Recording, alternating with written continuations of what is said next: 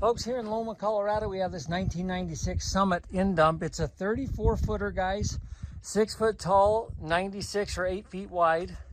So it's not 102 like the other one. A little bit narrower, but taller. A little bit shorter, but again, a little bit taller. And guys, overall, the body on this trailer is pretty clean. I do want to show you the frame in a couple spots, guys. I see a sticker out of Ohio on this trailer. It did come out of the Midwest at some point.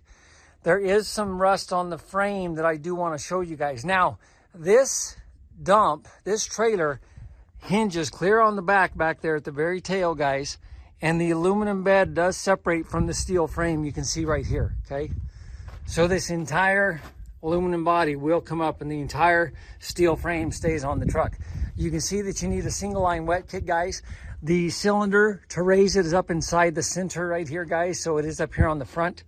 But I did want to make sure you guys know that. The other one we've got is a scissor lift. This one here is a full frame. 2-speed landing gear on it, guys. I did want to get underneath it right here. This is one of the areas. Again, this came out of the Midwest at some point, folks.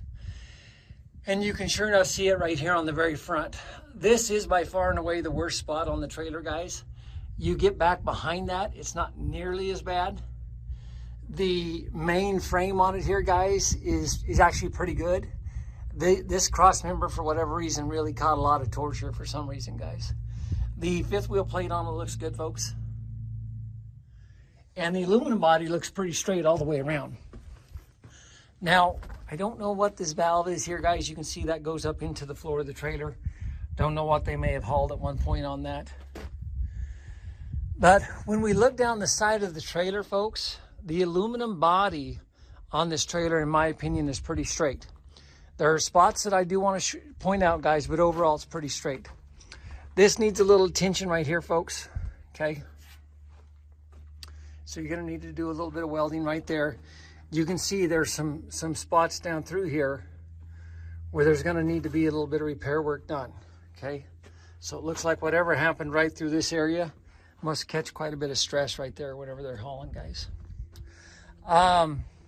Spot right here on the frame that you can see through. So again, there's gonna be some rust on this main frame, guys. Spring ride suspension, 22.5-inch rubber. The rubber's pretty good, actually, folks. Pretty fair tread on the rubber here. Steel rims all the way around. But you can even see it if you guys saw that right there on this front rim. I'll come back to it right here. You can see a little rust even into the rim right there.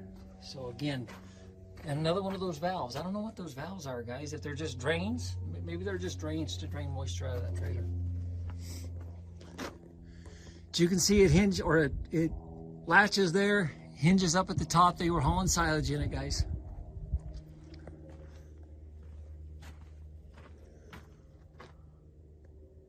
Ingate looks pretty straight, folks.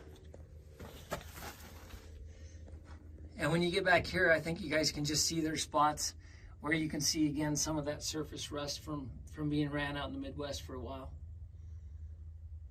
The frame back here on the back end, in my opinion, does not look too bad overall. I did show you guys that one spot where we were just at, where it did rust through. And so we're gonna have spots that it does that, guys.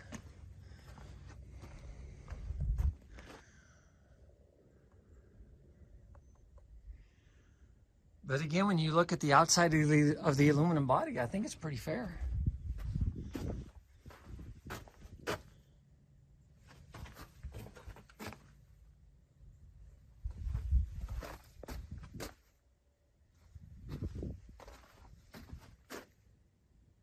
I don't see the rust on the main frame over here on the left that I see on the right.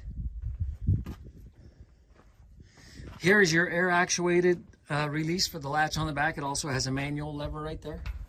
Let's crawl under here and we'll take a look, folks.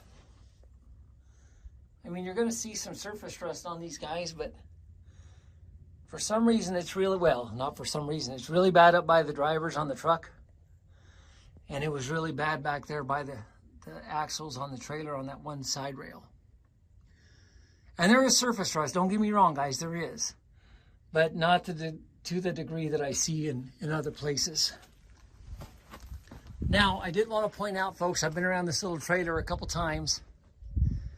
I have not seen a VIN plate on this little guy. So we have the title to the 96. We're going to transfer it to you. But I did just want to caution you guys, I don't see the VIN plate on here. And so as such, if you guys are going to bid on this, just know that I can't find the VIN on the trailer, and therefore we can't guarantee that it will pass a VIN inspection. We're more than happy to transfer the title to you guys, but without me finding the matching VIN plate. And my guess is it used to be right in here somewhere is what I'm guessing. But this is where, this here's Pennsylvania. That's an inspection out of Pennsylvania. And it, 2022, okay? And this was Ohio right here, 2022. So it looks like this was used as a rendering trailer, if I'm reading that correctly, guys. And that could explain those drains underneath there. But I don't know if the VIN plate was bolted on here or it was bolted on there. Regardless, the VIN plate is not there.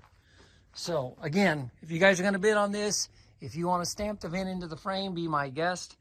Like I said, you need to be aware that if you pull this out of state and get a VIN inspection, we can't guarantee it'll pass because I can't find the VIN plate. So a little 34 footer, guys, in 1996, pretty good shape, a little bit of rust on the frame for sure, but the aluminum body looks like it's in pretty good shape. 6 foot tall, 8 feet wide, 34 foot long.